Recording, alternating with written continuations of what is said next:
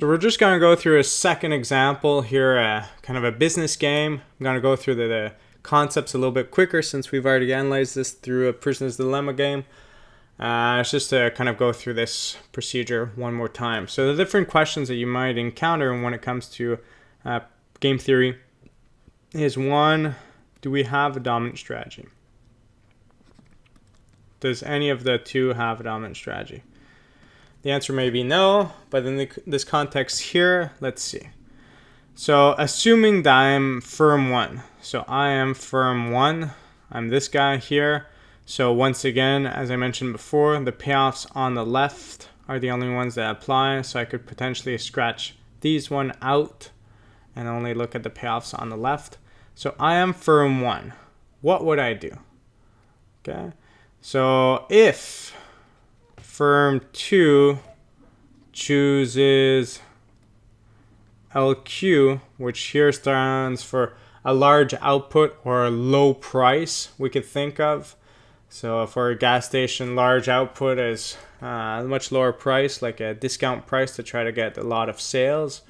Well, if he chooses a large output, what are our choices? And what I normally try to do is I try to think, what can I remove from this screen? And I often put my hand over it. I can't now because I'm on this screen, but what I would normally remove is this information here is all irrelevant to me.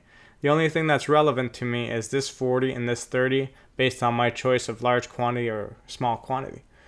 So because I could get either 40 or 30 million or 1,000 in profit, I will obviously choose the greater of the two. So if firm 2 chooses LQ, I will choose LQ as well. And if I think, well, if firm 2 chooses SQ, what should I do? So here, if I think of this, well, he's not choosing LQ, so I'm not interested in this information here. And on this information here, once again, I'm dealing with firm 1's decision, so I would disregard this portion here. And I would keep the 60 and the 50 that's attached to large quantity or small quantity. 60 is greater than the 50, so I would choose LQ. Over here we have symmetry once again. If I were to kind of draw a mirror through here, 40 and 40 replicate 50 and 50 as well. The 30s on the outside, 30s on the outside, 60 and 60 on the inside. So we have a situation where firm 1's dominant strategy is large output. Well, we could also fast track and say that firm 2's dominant strategy is large output, large quantity. Okay.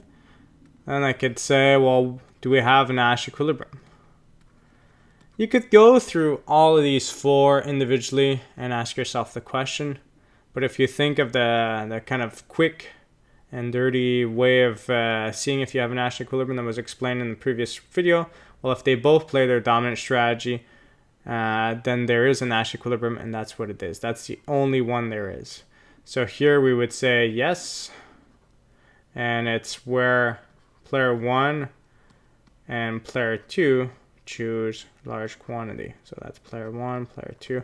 They both choose large quantity is our Nash equilibrium. So on here, it would be this point here would be my NE, which stands for Nash equilibrium. Okay. If I were to ask if they could collaborate, what would be the optimal decision for both? Optimal decision if they collaborate. Okay. So here we could think of forming a cartel or something else. So in this situation here, well, here they don't really prefer that, even though the total might be 90 instead of 80. It's not really a good situation. However, going to this situation here, we could think that this is optimal, it's better, because both of them are making more profit. So optimal decision, if they both collaborate, is they both produce small quantity,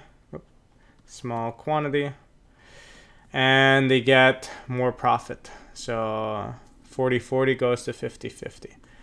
And I could ask, the second part of this is this stable? Is this situation here stable, that they're both producing a small quantity or producing it at a high price. So your two gas stations, you decide to collaborate. You both decide to bump up your price, but evenly, so that people are stuck buying gasoline from you. There's no cheaper alternatives. You're both charging a higher price. Is it stable? Well, obviously in this case, it will not be stable. In this case here, there's only one stable equilibrium point, which is our Nash equilibrium. So here we would have a situation where firm 1, assuming that he knows that firm 2 is going to play a small quantity, rather play a large quantity and get 60 of profit than 50. So is it stable? No, it is not. Okay. So this is this typical kind of procedure behind game theory. This is what we often observe. Okay, and these two games, what we've seen so far is we've seen situations where they both have dominant strategies, and therefore there is only one Nash equilibrium.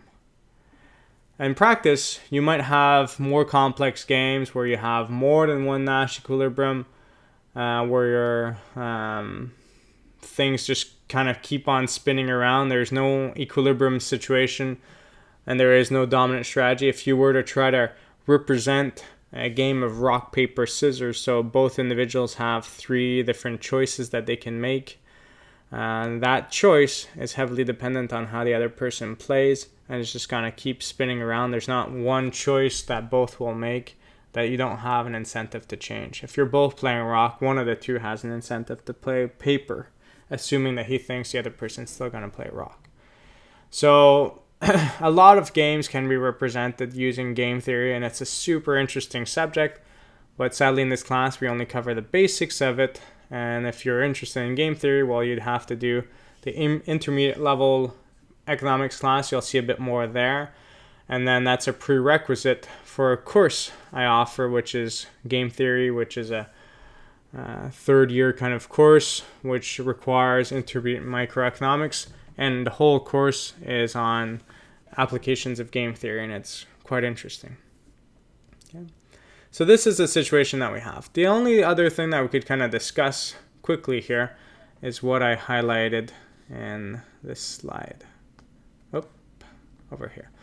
So is there a long-term interaction between the two firms? If there is long-term interaction, will it change the game? And we won't go through this process in this class, so don't worry about this for the exam. But knowing it is quite interesting. If you think that you were to cooperate, you could get that 50 million throughout time every year. But if you were to not cooperate, as we had here, you're going to get only 40 million. It's worthwhile to try to build some form of trust. So you kind of want to convince the other person that you want to collude and you want to maximize profits. Because getting 50 this year, next year, and the year after, and so on, is definitely better than getting 60 this year by kind of backstabbing the other individual by saying that you're going to cooperate and deciding not to gain a bit more right now. After that, he doesn't trust you anymore. Therefore, your profit levels will drop. So if you could build this trust, it might make it easier for you not to end up in that situation. So when there's trust building possibilities, because this game not only happens once, it happens multiple times, you might be in the situation where the outcome is going to be much more positive for both players. Here it's a cartel, which is illegal, but still more positive in terms of profits for these individuals. Otherwise, if you don't have long-term interactions, there's no potential for long-term gain by building trust. So in that case, we often say that people, even though it's backstabbing the other individual, if they can make more profit or spend less time in jail, they will. So that's essentially what the outcome of these simple games have been. So in Oligopoly, we haven't seen any graphs or anything of that sort. We haven't seen it or proved it, but in Oligopoly, like I said, in all market structures, we will always choose the quantity to produce where marginal revenue is equal to marginal cost, but we don't see it graphically in this. When we think of oligopoly at this level of class, we're simply solving it by using game theory, which is always portrayed by this small table that has two players, and to keep it simple, just two choices each, and to establish what the outcome will be. Okay, so in terms of graphs, we saw graphs for perfect competition. We have some for Monopoly. In a second, we're going to see Monopolistic Competition, which has graphs that very resemble Monopoly. But for Oligopoly, its game theory is the main component of Oligopoly. At a higher level, we use equations, and we see that this is true. But for now, just think that all the market structures have that situation, but this market structure is limited to the game theory scenario that we've gone through.